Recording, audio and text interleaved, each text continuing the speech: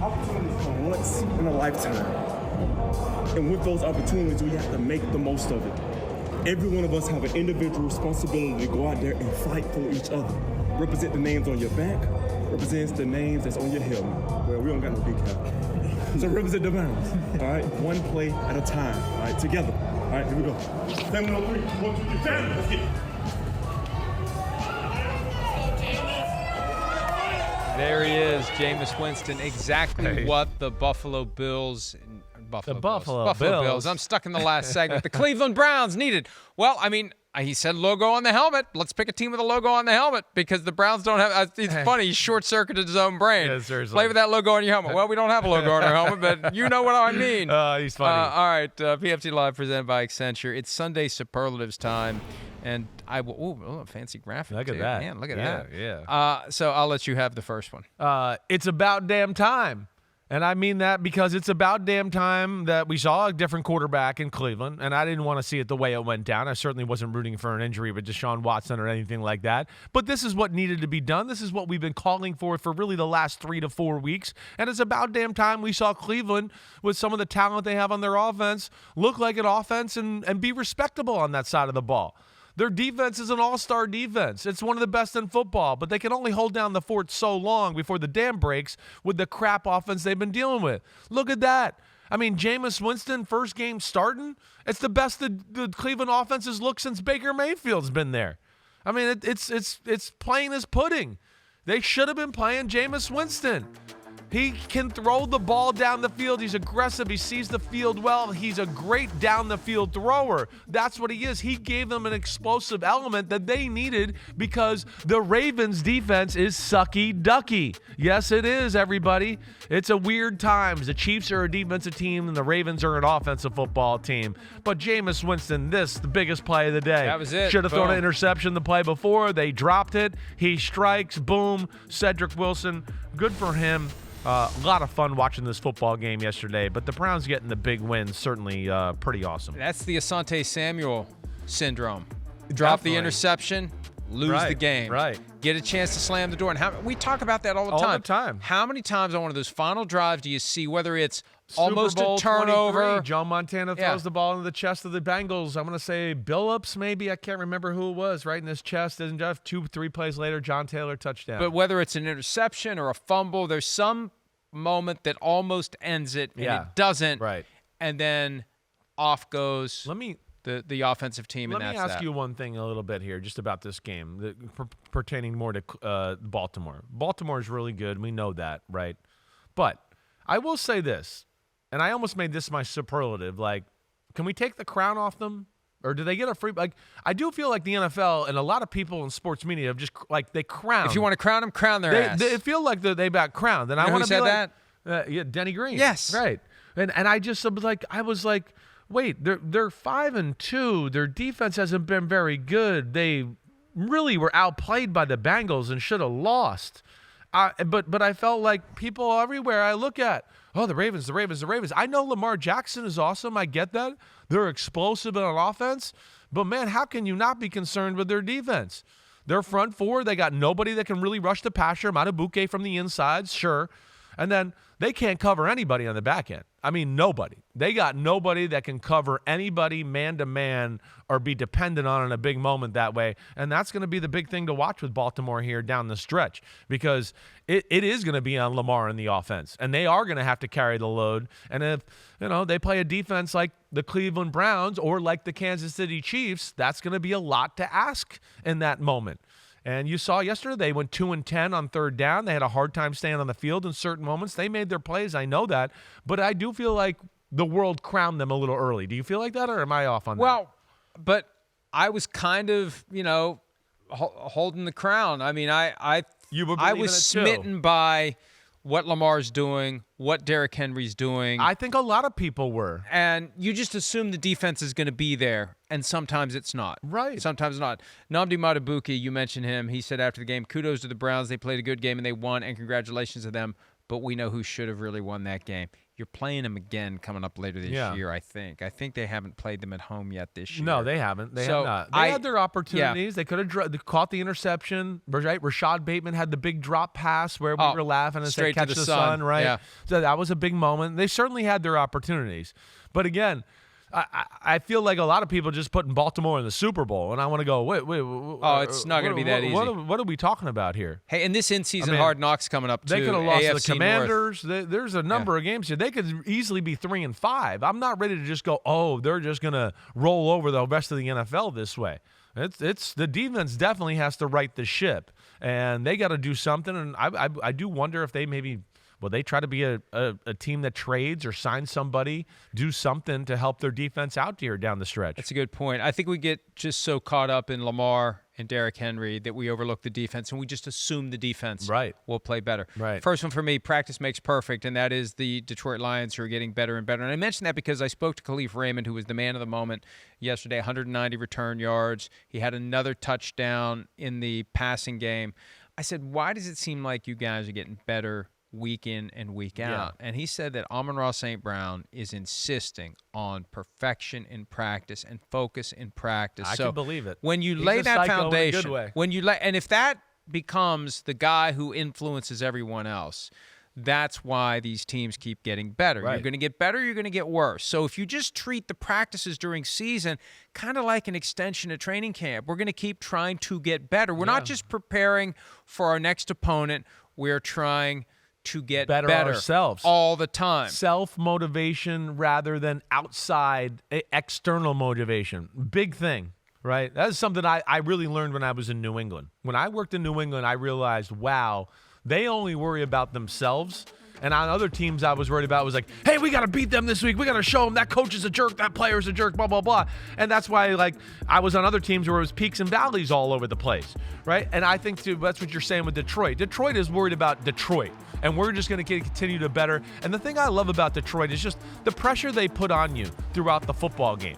And whether it's the running the ball with Jahmyr Gibbs, who I think is up there with Saquon Barkley as the most dangerous player in space in all of the NFL right now, the offense, the passing game, the defense is not super great, but it's aggressive, and it's feast or famine. They're going to make a play, or you're going to score quickly, and then they're going to go back down the field and score quickly too. They're perfectly fine being in that scenario. But what they do with their pressure, right?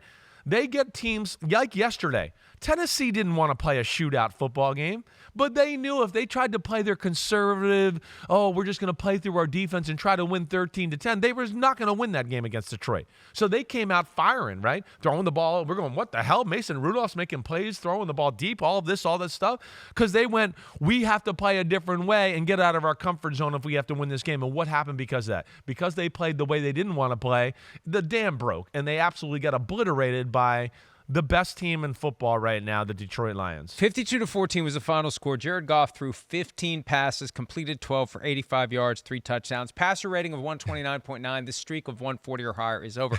But he only threw the ball 50. At one point, they had 35 points and he had 28 passing yards. I think at one point he had 30 yards and they had 42 points. It was like it kept going. The stats were unbelievable, but it just speaks to their overall football team and what they do. They have a showdown with the Packers coming up on Sunday. All right, next up, speaking of the Packers, you're away. I'm going to use a little bit of like what I talked about. Do you believe in life after love from Cher? That's not the tune. I mean, that's not the...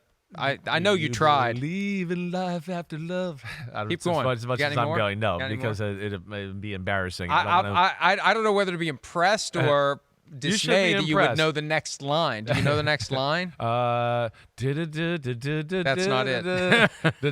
All right. Strong enough. That's like part that. of it. Yeah. All right. But either way, I mean, we're talking about the Green Bay Packers. I said it last night, right? I think the Green Bay Packers, when you talk about traditional, not running quarterback scrambles, I'll take the Green Bay Packers run game or the Detroit Lions run game over the Baltimore Ravens. And the Green Bay Packers, when they want to run the ball, they can impose their will on you and do whatever they want. But what a win for them. They didn't play great. Jordan Love is yet to play a really great, clean football game. He gets banged up, but I think he gets banged up. We're worried about his groin injury, whatever else, but I think it just shows the completeness of their football team. They are talented. They still find ways to make plays. Malik Willis and that trade they made in the offseason to get him, or in training camp, that was the best trade of the offseason. I mean, it's saved their season by all due accounts of what it looks like right now. They got a ton of playmakers everywhere. Good win for them because Jacksonville didn't play bad yesterday. Jacksonville came to play. Trevor Lawrence made a lot of big plays, but they're just not as good as the Green Bay Packers. They willed their way back into it They after did. Love got injured for the second time. He had a groin in the first half. We all thought it was a knee. It was a groin. They didn't announce it at the time because he didn't leave the game. He went to the blue tent, didn't leave the game. And then in the third quarter, he gets banged around after making a throw, and it kind of looked a little like low-key dirty, like he's going backward, and Trayvon Walker gives him a little shove, and that's what sent him out of the game. They announced it as a groin. Malik Willis took over and ultimately got the win. He's 2-0 as a starter in place of Love. He got the win yesterday, led the game-winning drive, even though the Jaguars came back. And let's hear a little from Matt LaFleur, the Packers head coach, about Jordan Love's injury after the victory over the Jaguars. I do not. No idea. But obviously, high level of concern anytime a guy is in there, and he did it early in that first drive, and I think everybody could see him struggling to move around, and it got to a point where we didn't feel like, and he didn't feel like he could protect himself. I'm told that there is hope that it's not a serious injury. MRI today, week to week, and we saw what week to week meant for Jaden Daniels. And we saw him come back from that knee injury faster than anybody would have dreamed. That video from the injury against the Eagles in Brazil, you see something pop in the knee. Right. He missed 2 games. Right. Now, arguably came back sooner than he should have, but it's a huge game coming up. Lions at Packers, Lambeau Field, huge game. And they might not. They're probably not going to Love will live at the facility to get ready and do everything in his power to be good to go. I think that's what's so impressive about the Green Bay Packers is that they're 6-2 and they've yet to have really high-level quarterback play. We've yet to see the Jordan Love that we saw the last 7 or 8 games from last year. I think that's encouraging. I think that speaks to their team. I'll say a lot of the same things I said about Detroit. Green Bay's the same way. They are aggressive. They are going to attack. They don't care who's at quarterback or who they're playing. And their defense is kind of the same way of Detroit, too. They're either going to force a turnover and make a big play, or you're going to go down the field and score, but they're not going to let their offense sit on the field for 10 minutes and let you die slowly that way. I respect that about them. Hey, and their defense, we got to talk about them a little bit. Trevor Lawrence throws an interception to Xavier McKinney, who's Mr. INT this year. Early in the game, sets up a short field for the Packers to score a touchdown to go up 7-0. Late in the football game, Packers are up 20-7. They get the strip sack of Trevor Lawrence back in his own area, sets up the touchdown for Malik Willis. You got a backup quarterback. Those are the things your team has to do to go, hey, let's get our backup quarterback going and try to win this game. What did they do? The defense made a few plays. Josh Jacobs was phenomenal running the football between the tackles. Really good win for the Packers on the road. Next one for me, we mentioned it earlier briefly, the Eagles beating the Bengals 37-17, and I say this a little tongue-in-cheek, the tush-push is back. And I say that because I asked Jalen Hurts about because they had 2 touchdowns. You know, earlier in the year, Jason Kelsey's gone and Cam Jordan's is a center, and it didn't look great week 2 against the Falcons. Right. And I said, hey, it's back. He said it never went anywhere. I said, but you got to understand, it looks like, you know, it's a transition from Jason Kelsey. It never went anywhere.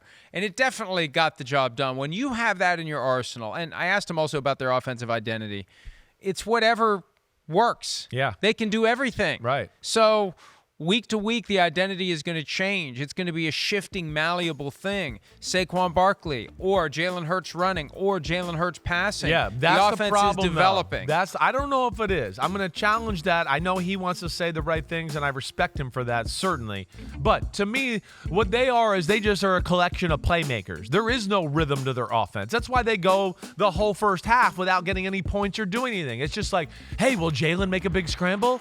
Hey, will AJ catch a jump ball that Jalen throws up for him? Hey, with one of our 2 run plays we run on offense, will Saquon break it? There's just not really much of a system. It's just players making plays in Philadelphia. They still haven't scored a point in the first quarter. No, it's players making plays, and they're an all-star team.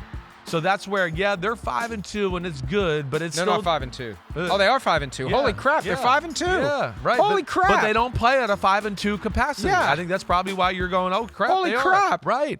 So that's where there is a good win for them.